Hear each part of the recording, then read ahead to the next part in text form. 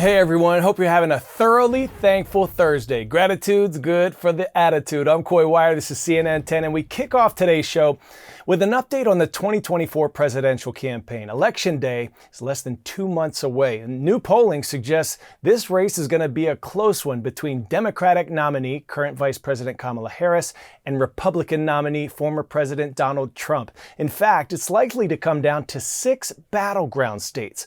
Why? Remember, the way presidents are elected in America is through the Electoral College. Each state gets a certain number of electoral votes, and a candidate needs 270 of them to win. So, in a tight race, the path to victory is through those super competitive states. And new CNN polling shows Kamala Harris and Donald Trump are virtually tied in 3 battlegrounds: Georgia, Nevada, and Pennsylvania.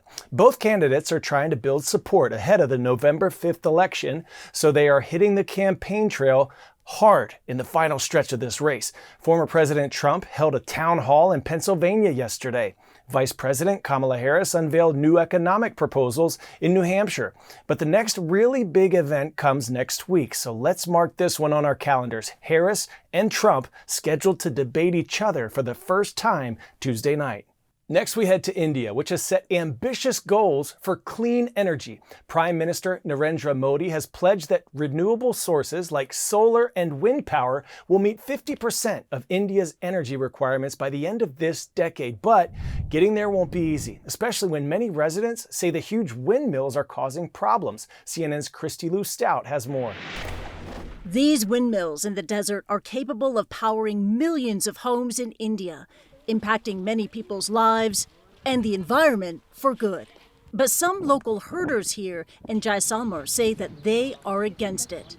Big companies like the Adani Group and Suzlon, who own many of the turbines, say they are committed to the prosperity of the community with the goal of supporting India's push for renewable energy.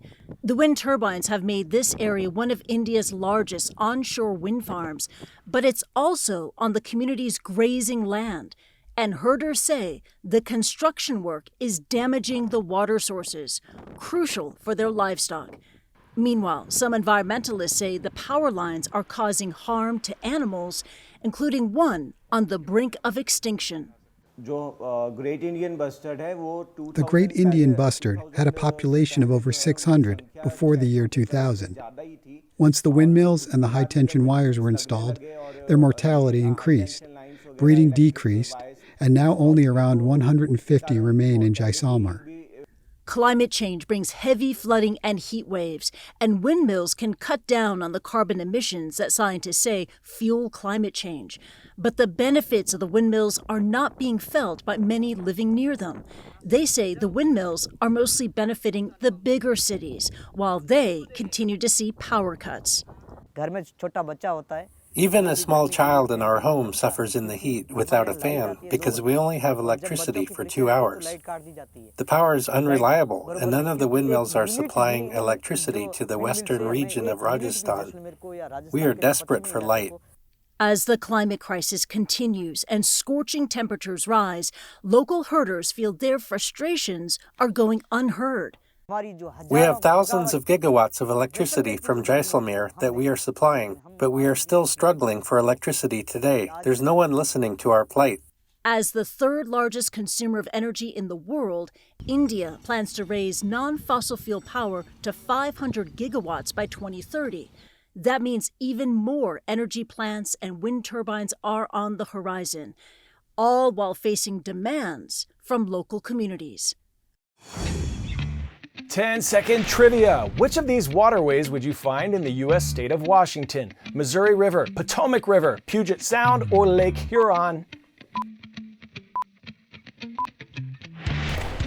Put your hands up if you said Puget Sound. Located in the Pacific Northwest, it was explored and named by British navigator George Vancouver in 1792.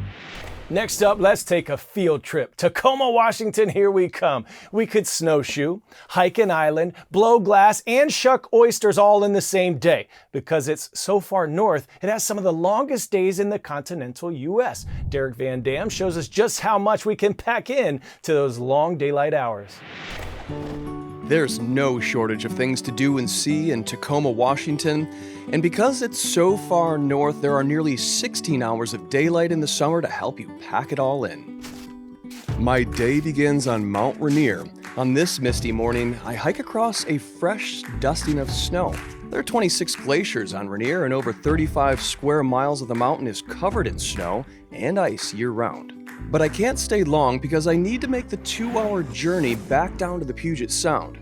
There be oysters in there. From snowshoeing to shucking. That's right, oysters. Look at that, it's the size of my head. Mollusks thrive in these waters, and the Minterbrook Oyster Company harvests thousands of oysters here every day. When that water comes in through the Straits of Juan de Fuca and it flushes into the sound, it doesn't flush all the way back out. So what you have is real rich growth of algae for the oysters. It's the algae, it's what the oysters eat that makes it so awesome.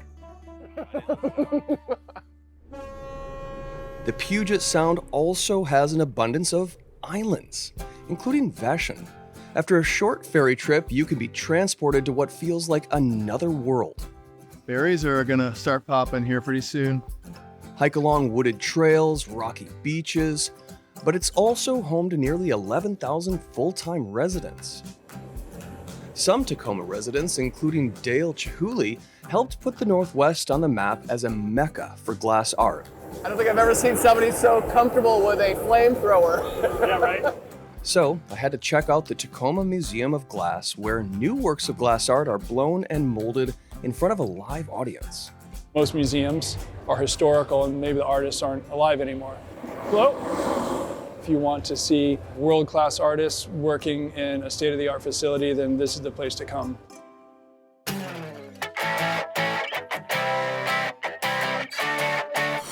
Today's story getting a 10 out of 10, a truly awe-inspiring display of coordination and skill. I'm talking about blind soccer at the Paralympics. It was first introduced at the Athens Paralympics in 2004 and has been featured in every Games since.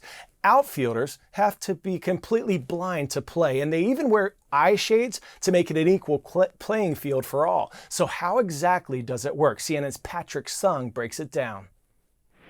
At the Paris Paralympics, athletes will have a range of different impairments, one of which is vision loss, which can appear in multiple forms. As a result, of the 22 sports featured at the Games, 9 include competitors with visual impairments, and this is one of the most exciting ones, blind soccer. All 4 outfield players must wear an eye shade to keep it fair. However, goalkeepers must be fully or partially sighted. And there are a few other differences from the sport's able-bodied counterpart as well. Walls along the sidelines keep the ball in play, while guides behind each goal direct the attack. Usually, crowds of soccer matches are boisterous, but in the blind version of the beautiful game, they're asked to keep it down. This is so that players can hear the ball, which contains tiny bells that rattle when kicked. And when players do go for the ball, to avoid collisions, they yell, "Boy!" or "I'm going" in Spanish, a nod to the game's Iberian roots. Despite originating in Spain, Brazil has won gold at every edition of the Paralympics since the game was introduced into the program. But can the Seleção do it yet again?